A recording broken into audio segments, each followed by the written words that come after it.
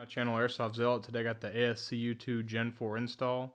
We're going to go through it on a ICS version 2 Split Gearbox.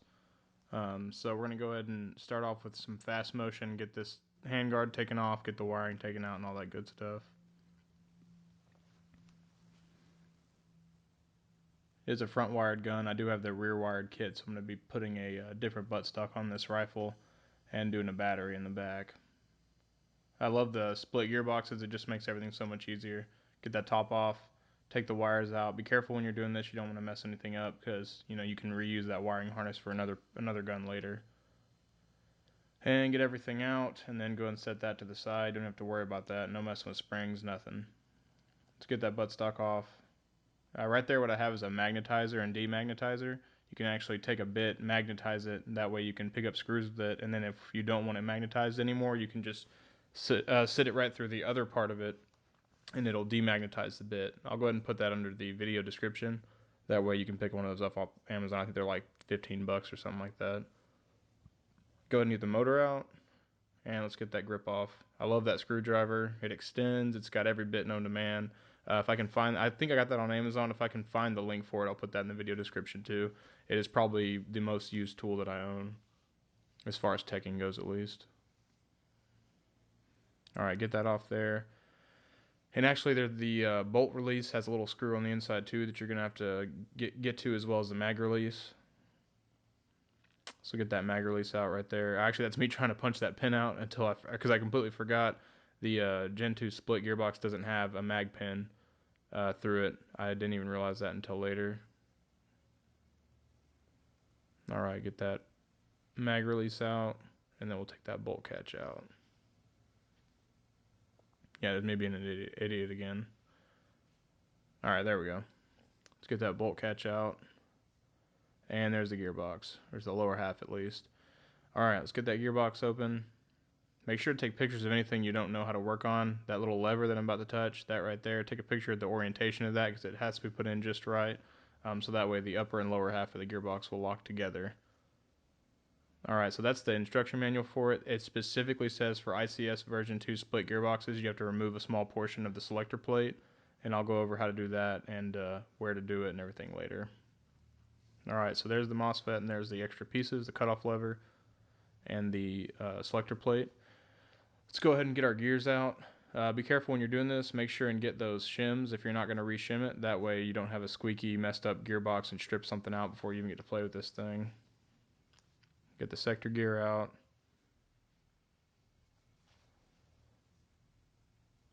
And that's the ICS has the forward assist. It's functional. You press it and it'll actually set off the anti-reversal latch and it'll untension the spring, which is cool, but we won't need this for this install because we won't need a anti-reversal latch. That's one of the nice things about the ACS2. Take that trigger spring off. We're going to go ahead and take the entire electrical harness out of it and then save that because you can always use it later on a different gun. Back to that forward assist, the functional forward assist. I was actually kind of sad to get rid of that on this rifle because it's just a really cool feature because you can hit it and it detents the spring. I could leave it in there. I don't see it wouldn't have caused any problems or anything like that. I may go back and put it in, but you really don't need it, as you'll see later in the video, because it is a active braking MOSFET and it completes one cycle perfectly every single time. All right, and get all those wires out and up. Try not to damage anything because you can always use it for another gun, like I said.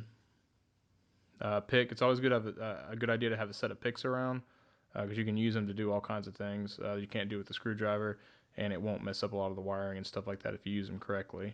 You can get a set of them on Amazon for super cheap. I'll see if I can find the set that I had. I think that's just a Husky set from Home Depot, but I'll see if I can find a set on Amazon and put it in the video description.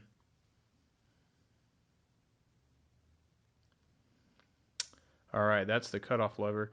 We're going to go ahead and take that out, and you can toss that thing into your parts bin, but keep the screw because we will need the screw. The selector plate will be using one provided by the kit, so you can go ahead and get rid of that.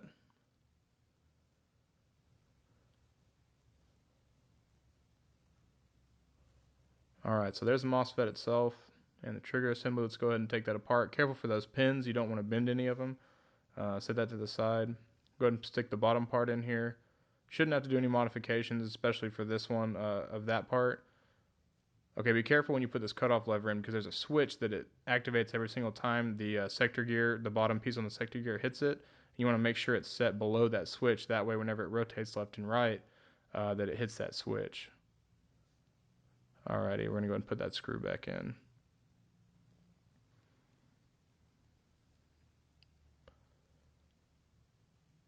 Make sure and go back to test that lever.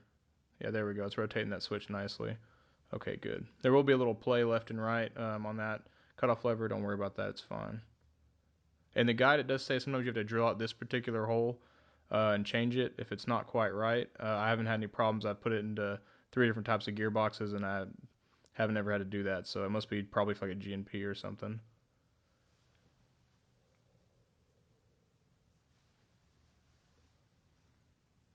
All right, get that screw nice and snug. Trigger board is in there good. All right, I like to put the trigger in right here just to make sure it's gonna hit that micro switch just right. Be very careful because on a different build I did, the trigger wasn't the same at the top and it didn't make contact with that micro switch. I had to put a different trigger in. This one actually worked out perfectly. All right, there's the top plate of the MOSFET. Go ahead and put that on. Be very careful. You do not want to bend those pins or else you bought a $60 paperweight.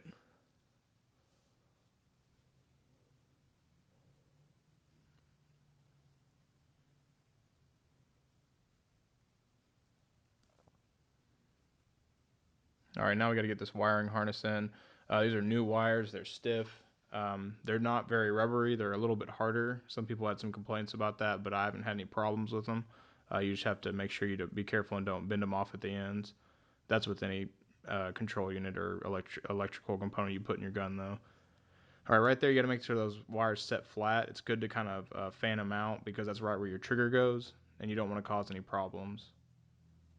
There, I use my pick to kind of press them down, make sure they're right where they are. Just being very gentle with it because you do not want to break off one of those wires and have to resolder it. Okay, you can see the small kind of pinkish wire. That one's going to go in first, down through the canal there, all the way to the other side. It's right about now that I noticed that there's actually a piece of heat shrink that holds a wire bundle together that goes through the other side, and it was way too low for where I needed it to be. Not too much, but enough that I'm going to have to modify it. And really, I just took a pair of angled cutters, cut off some of the heat shrink. Just make sure you trim it up really well and be very careful because that little pink wire is really, really tiny and you could easily cut it. So just cut that off. I think I'll take an X-Acto to it in a second and kind of trim up the remaining. Because you want it tight. You don't want too much wire running around in there, but you don't want it too tight or else that bevel gear or that motor will chew up those wires, and that's the last thing you want. Yeah, there's the X-Acto knife with me kind of finishing it up.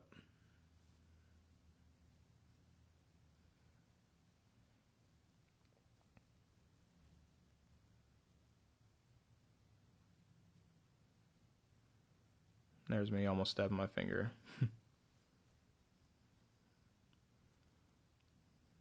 All right, so just like I said, be very careful. And then I think I added about 4 millimeters to that. It wasn't very much. I just needed a little bit more to get it through there. I always hate install wiring harnesses because it always takes forever and you have to get the wires perfect, which is why I super glue them down. You'll see in just a second. It makes it a little bit easier. So I put these in wrong first. The black wire actually needs to go down first. I'll reverse it here in just 1 second. Yeah, I think that's me realizing I messed up. Yeah, there we go. So put the black wire down first, the other one on top of it, take a pick or a screwdriver or something. There we go. So I got the Loctite gel control super glue, and I just put a few dabs on there, hold it down with a pick or your finger. Just be careful not to glue your finger to the gearbox. And then that'll keep those wires laying down. Don't put too much though, or else it's going to be extremely hard to get off if you need to remove this unit or you want to remove it and put it into a different gun. Some people glue down multiple points. I just glue the things down that are going to cause a problem, either closing the gearbox or make sure that the motor doesn't chew it up. All right, Super Lube. I use a lot of the Super Lube products. That's actually a Teflon grease / silicone product. It's really good. I'll put it in the description so you can pick it up. It's pretty cheap off Amazon. One tube lasts pretty much forever.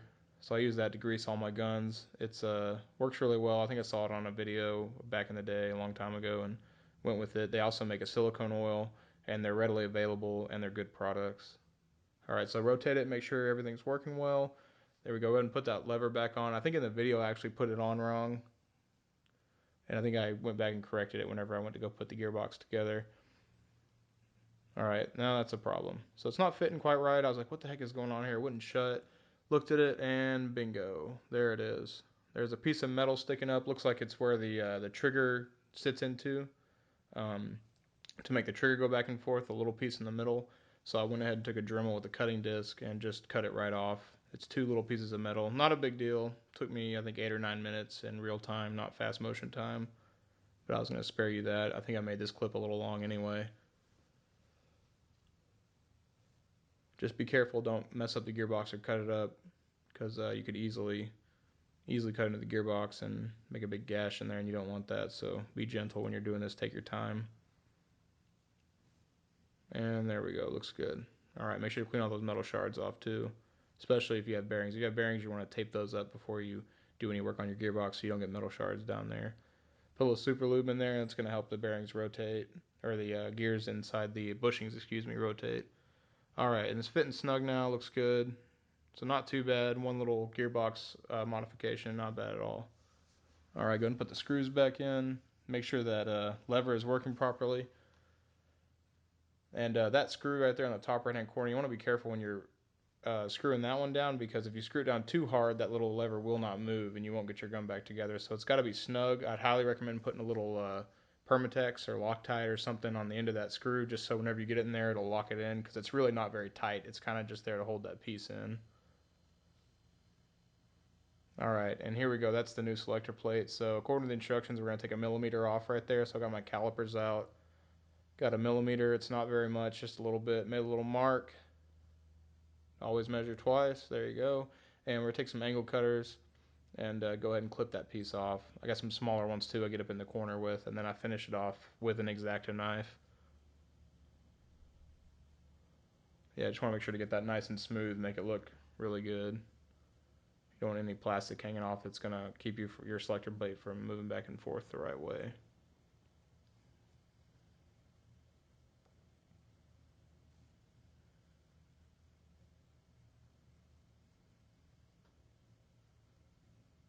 Alright, that looks good. So I turned it over here, just wanted to make sure it's going to fit in there. There's 2 micro switches. You want to make sure that it sits in front of them, like perfectly in front of them, and then it's going to go in front of one, and then the other, it's going to hold them both down for the third way. I put a little super lube on there just to help it kind of glide back and forth, just for a smooth selector switch. Not necessary, but just something I do.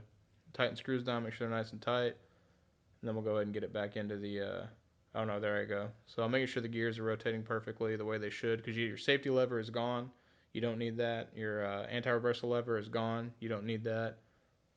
So I'll testing the trigger pull right there. It's a little more than I'd like. I could actually take some shims and kind of like make a hillbilly modified trigger if you want to, like a adjustable trigger. So you can do that. I did that with another one of my guns where you can make the trigger about like 0.5 millimeter away from it, so you just tap the trigger and it goes off. Alright, so get all the stuff back on, and you can just go in reverse order of what I did earlier. Probably should have just cut this out, but here it is. Alright, and coming up, I'm doing this is the audio voiceover for this. I'm going to go ahead and put this motor in. Coming up, I got some audio coming in. You're probably going to hear my son in the background. He was being a little cranky, and I was trying to finish up the video. But I'm going to let you hear how it sounds, and you can take a look at the cycling. It'll show you that it perfectly cycles every single time. I do love this MOSFET. I'll have some video up of it at the very end of this video that's of me going over the programming modes and all that good stuff too. Alrighty, so it's installed, putting the butt plate on. Let's go ahead and hear it and check out the way it sounds. Pretty excited.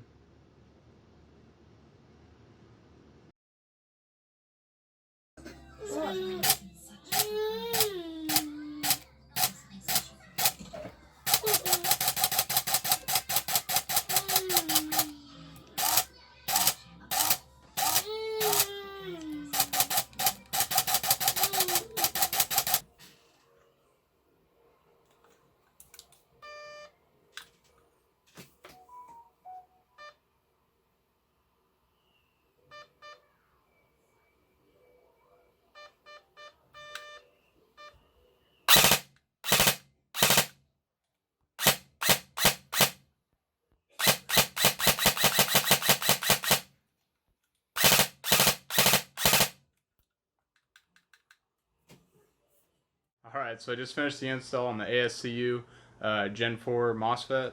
I put it into this ICS tubular M4. So one of the nice things about it is it has a lot of different functions.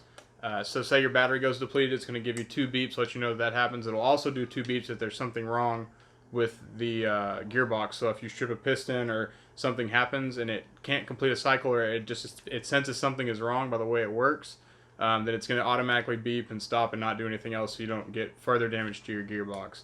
It does have different shooting modes. I'm going to go over those right now. So I'm using a Venom 30C 1500 mAh 7.4 lithium. Geez, light poly. So you're going to plug it in, wait for the beep. Okay, you're supposed to be on safe. I was on semi. So when you go to safe, you can hear it's pretty crisp. And then full auto, like normal. But actually, I already have it programmed to 3-round burst, so you can hear it's a good rate of fire. Everything works well. In order to do that, you just take your battery out, set it to safe, put your battery back in, and then flip it to auto, and then pull the trigger, and it beeped. But you gotta do it quick, within like 3 seconds. So there's 1. So I pull the trigger, it'll go up to the 1 setting. There's 2, 3, and then I'm just gonna do single fire only. 1, 2, 3, 4. Pull the trigger, it beeps again, and then it knows that it's ready to rock. So safe, single, and same thing, single. It does have active braking. I love this MOSFET. I have no problems with it. I know some people have a bad rap with it. They say it overheats, burns out. I've put 11 ones on this thing. Crazy high discharge rates. I've never had a problem with it. I have it in 3 of my guns now, and you can pick up the Gen 4 because the Gen 5 is out and it's like $100, but the Gen 4 is like $60 on e-bike. So pick it up and put it in. I grabbed a couple of them. So all in all, this MOSFET is great. It's got different programmable fire modes. It'll tell you if your LiPo's going dead. It'll also tell you if something's wrong with your gearbox. I found that at 11, it works better for me with this gun, with this spring. I think it's shooting like 380, right around 400, give or take. That the 7.4 LiPo works great, but it can work with 11 volt. I think it's good up to like a 12 volt battery. They did make an ACSU hop-up that with empty mag detection, and basically you installed their hop-up and a little cord ran to the MOSFET, and then you put a press, like a button, a switch right here, and you would press that whenever you're when you load the new mag in, press that and it would reset. It used like a little switch. I hate to say, but the hop-up was terrible. I could never get to working in my guns. It didn't feed very well, didn't sit very well. The mechanism was great, and the empty mag detection was great. It worked really well, but the hop-up just did not like mags. It overfed. I couldn't find a bucking that worked with it. I don't even think they sell it anymore, so it has a bunch of instructions in there about how to do that, but it's really too bad. I actually have the little switch still, and I'm thinking about modifying a hop-up and putting it in the gun so I can get that empty mag detection, because it's kind of cool. And I'll show you, I'll probably make a video on that and show how it works if I can find a hop-up that I can, am willing to sit there and destroy with a Dremel until I can get it to fit in there. But like I said, this is the ICS, I think it's like RAS tubular handguard rifle. I don't know. My wife got me this for Christmas. It's one of my favorite guns. It's got the split gearbox and everything. You can take out the, safety switch, and you also take out the anti-reversal latch, so you don't have to worry about that, because it's going to complete 1 full rotation every single time. No matter where it is, if in the middle of the trigger pull, it's going to go all the way. Even if your battery's low, I found that if your battery is low, it'll actually just give you the 2 beeps before it starts half cycling, which is really great. I haven't ever had it half cycle when I've had batteries go dead in different guns with this installed. All in all, for $60 for a MOSFET, when you compare it to a Gate Titan, like I get it, they have the app. You can go on there and look at all kinds of ridiculous, like, it's almost a burden of information, personally, unless you're doing like really intense, crazy builds and stuff like that. For me, just to go out and play and have different firing modes, preserve the life of my gearbox, really get the best out of my rifle, for $60, I can't complain about that. It gets everything I need to get done and more, and I don't have to worry about going into an app. Yeah, it's a little annoying having to go through, push safe, go auto, and then pull it, and then wait for the beeps and stuff like that, but honestly, you're only going to do that once in every game. Not to mention, it does have a memory, so if you take it out and then plug your battery back in, I've never tested how long it stays set like that by taking the battery out for a while, but if I take it out, change the battery, put it back in, it stays in the same firing mode. So overall, great value. I hope you enjoyed the installation video. This one was actually a little bit harder because I had to do some gearbox modifications, as you saw. I think the other gun I had was a VFC. I think it's the Barrett, VFC Barrett. That went in with no problem. I didn't have to modify anything. It literally just slipped right in. Had to do a few modifications. It is a 2-piece gearbox, but taking a Dremel out and dremeling down a little bit of metal on the side is not really that big of a deal. So I hope you enjoyed this video. I actually enjoyed putting this thing in there. I do like the tech work. Please like and subscribe if you did enjoy the video, and I'll see you guys next time.